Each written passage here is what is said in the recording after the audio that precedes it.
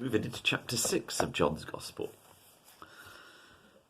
which is quite a momentous chapter. It starts off with the feeding of the 5,000, which is the one miracle, apart from the resurrection, which appears in all four of the Gospels. So it was clearly seen as important. Now we'll probably spend, I think we'll do 2 talks on this. So we'll read verses 1 to, where shall we go? 1 to 7, reading as usual from the ESV. After this, Jesus went away to the other side of the Sea of Galilee, which is the Sea of Tiberias. And a large crowd was following him, because they saw the signs that he was doing on the sick. Well, there was a strange way of putting it. I am reading from the ESV, as you know, for all these talks. Some places around do prefer the NIV. I think it just phrases things a little more smoothly. Anyway, let's carry on. Jesus went up on the mountain, and there he sat down with his disciples. Now the Passover, the feast of the Jews, was at hand. Lifting up his eyes then, and seeing that a large crowd was coming towards him, Jesus said to Philip, "Where are we to buy bread so that these people can eat?" He said this to test him, for he himself knew what he would do.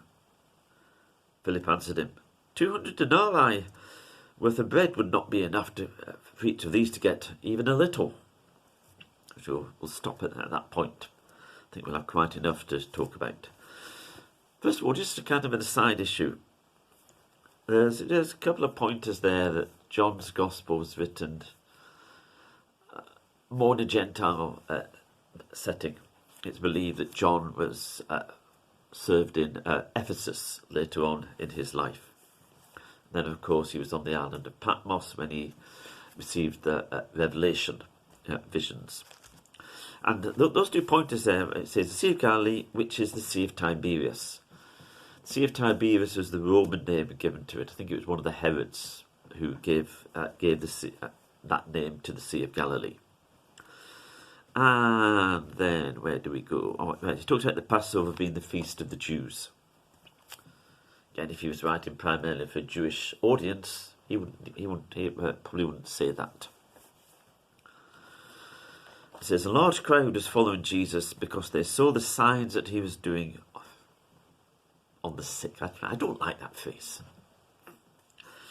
The signs he was doing healing the sick would be a far better way of phrasing it. But anyway. And Jesus went up on a mountain, there he sat down with his disciples. Sitting down was quite a common way for a rabbi to teach. And also being up on the side of the hill and the people gathered around the lake would give the best sort of sound projection. It says, now the Passover, the feast of the Jews, was at hand. That's part of the reason why there would be such a large crowd. There would be people from all over the place gathering in Jerusalem, ready for the Passover. And we learn from the other Gospels, so this is recorded in all 4 of them, that this happened after John the Baptist had been beheaded. And we have signs, and the signs, what were the signs of? John is very big on the miracles which he records being signs. There are signs of 2 things. One is the authority and divinity of Jesus.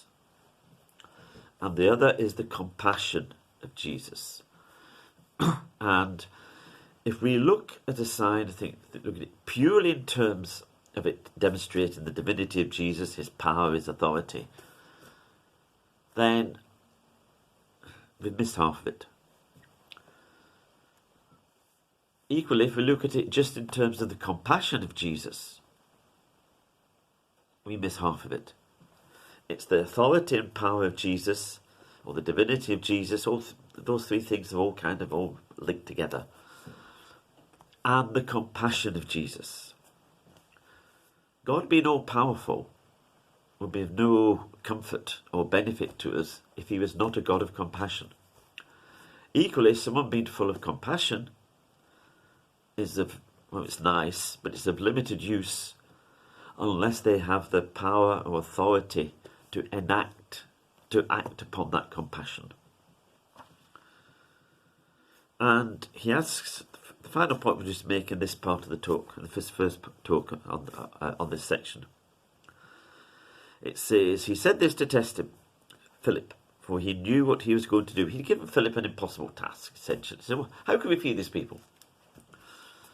And Jesus knew exactly what he was going to do. He knew that in practical terms it was impossible. But he asked Philip anyway. And there'll be times when Jesus takes us beyond ourselves, makes us face circumstances or situations which we cannot handle ourselves.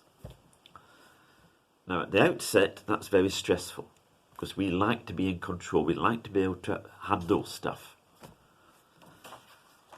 But through the process, God moves us to the situation where we start to put our trust in Him in the situation.